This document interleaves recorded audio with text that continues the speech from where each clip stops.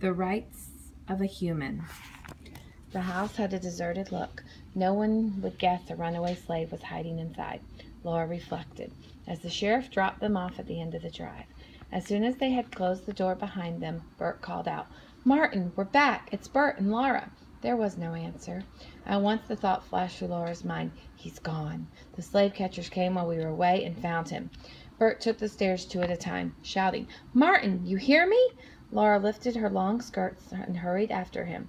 As she approached her room, she heard Martin's now familiar voice, slightly muffled. "I'm here, Bert. I'm Mr. Bert. Soon's I heard someone come on the porch, I ducked down into the little hole. I thought it was you, but I didn't dare take a chance." When Laura reached the room, Martin had pushed aside the carpet and was crawling out of the secret room. "I'm glad to see you," she exclaimed. "They caught a runaway in the church, and for a while we were afraid it was you." Martin's eyes widened. "He got away," Laura assured him. "I think he must have been George, the slave who was hiding at Joel's house." "Did anyone come here?" asked Bert. "Nope, but every time I heard a noise I jumped back in this hole." Martin turned to Bert. "Where's your carriage? I didn't hear it come in." Bert explained how their carriage had been taken. "So now we have to figure out another way to get you to the river tonight." In the excitement, Laura hadn't thought of this. "Bert, you can't take him through town on foot." "We'll go through the woods."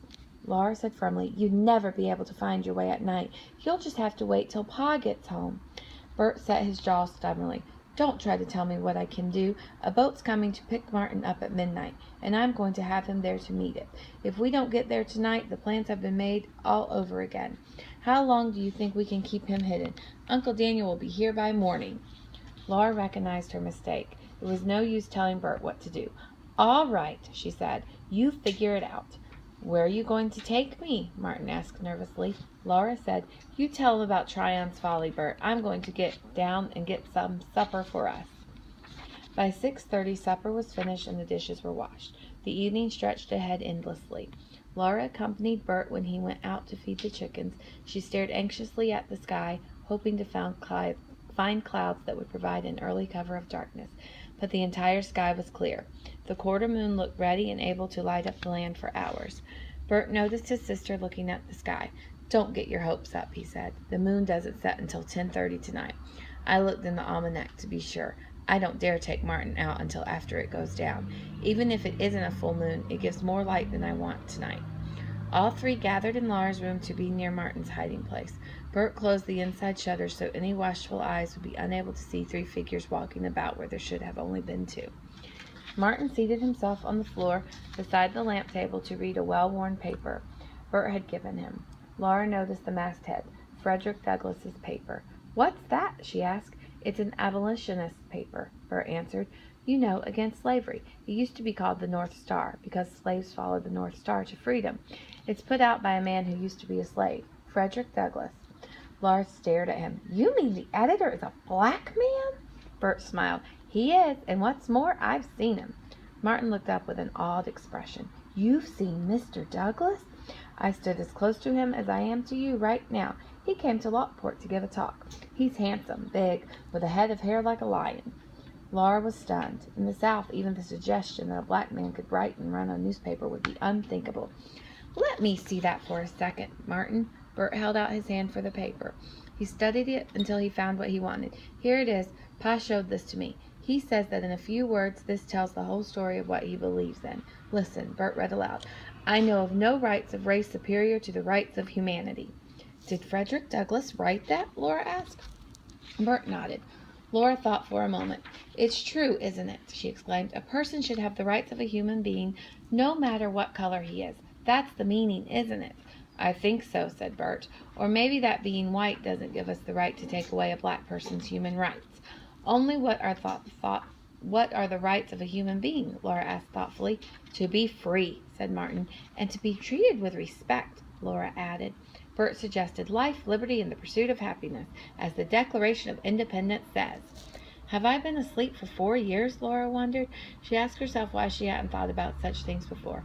Uncle Jim and Aunt Ruth and their friends seemed to think it was natural and right that blacks should be slaves, and she had accepted their attitude without questioning it.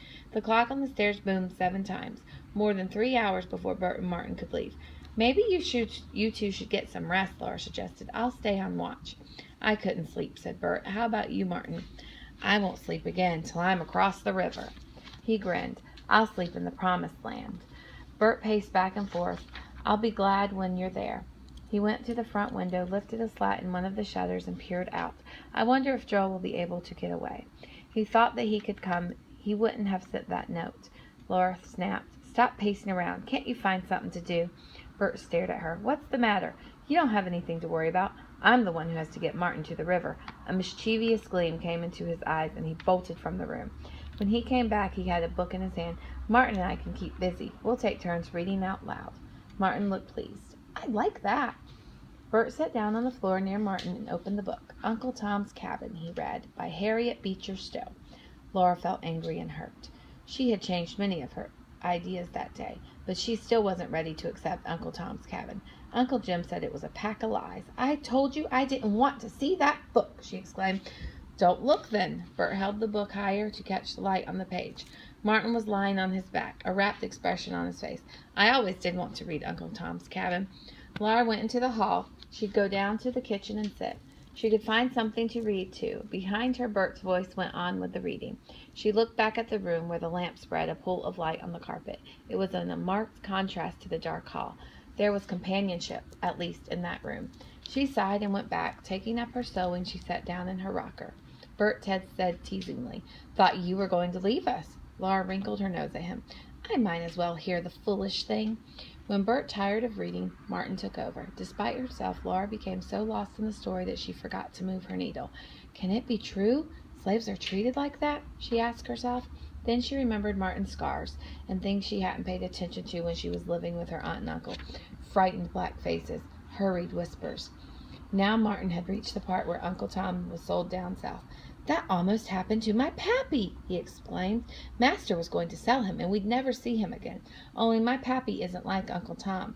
He wouldn't let our family be split, so we all ran away. So it did happen like that. When she thought about it, Laura remembered how the owner of a plantation near Uncle Jim's had sold a man and woman down south. He kept their children and had one of the other slaves take them in. Martin was an uneven reader. Often he had to stop to ask Bert how to pronounce a word. Laura finally became impatient. Here, let me read for a while, she said. She pulled her chair close to the lamp table. The clock chimed, and Laura stopped reading to count the strokes. 9 o'clock. She was amazed. The time was going much faster, almost too fast. She read on. 15 or 20 minutes later, Martin jumped up from the floor and whispered excitedly, Somebody's coming! Laura closed the book, she keeping the place with her finger. In the silence, she heard voices outside. Footfalls sounded on the front steps. She knew at once it wasn't Pa and Abby and Uncle Daniel. It was too soon for them. And besides, they would come to the back door. Laura felt her heart leap with fear. Who would be coming at this hour of the night?